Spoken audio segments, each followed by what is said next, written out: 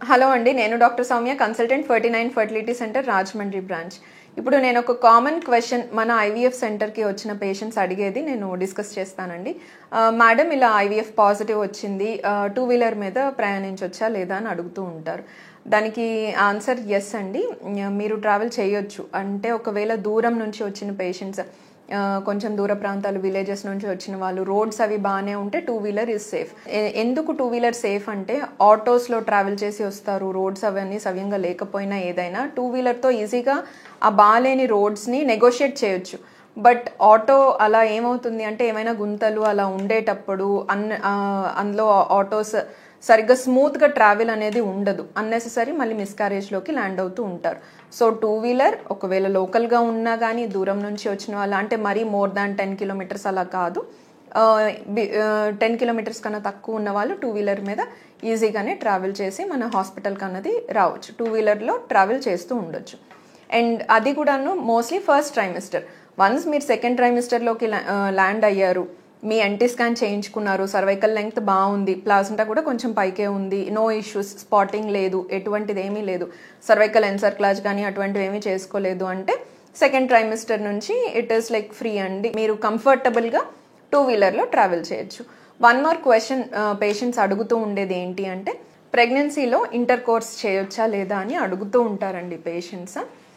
దానికి ఆన్సర్ వచ్చేసరికి ఎస్ అండి, బట్ కాయిటల్ ఫ్రీక్వెన్సీ అన్నది తక్కువ ఉండాలి.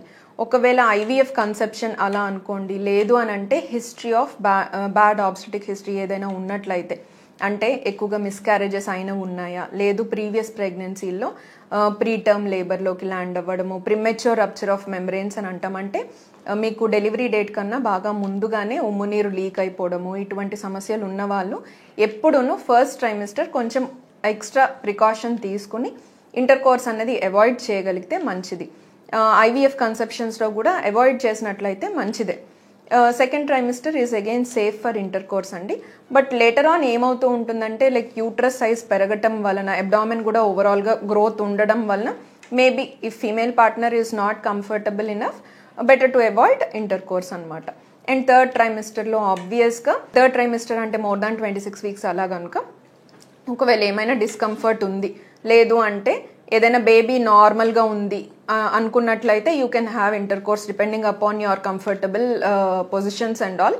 బట్ ఒకవేళ లేదు, ఏదైనా ప్రీవియస్గా మీ సెకండ్ ట్రైమిస్టర్లో సర్వైకల్ ఎన్సర్క్లాజ్ చేయించుకున్న వాళ్ళు, లేదు అని అంటే ట్విన్ జెస్టేషన్ ఉన్న వాళ్ళు, ప్రెగ్నెన్సీలో కొంతమందికి ప్రీ ఎక్లాంప్సియా అలా ఉండి కాలవాపులు ఎక్కువగా ఉండడము, ఎక్కువగా స్ట్రెస్ఫుల్గా ఉన్న పేషెంట్స్ ఉంటారు, లేదు అంటే వేరే ఏదైనా మెడికల్ కండిషన్స్ అసోసియేట్ అయిన వాళ్ళు అవాయిడ్ చేసినట్లయితే కనుక మంచిదండి.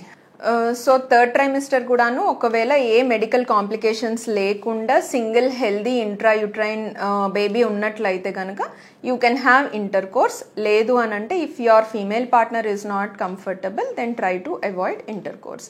If at all it is precious pregnancy, కొంచెం weigh and balance between intercourse and frequency of coitus. అంతే అండి. Thank you.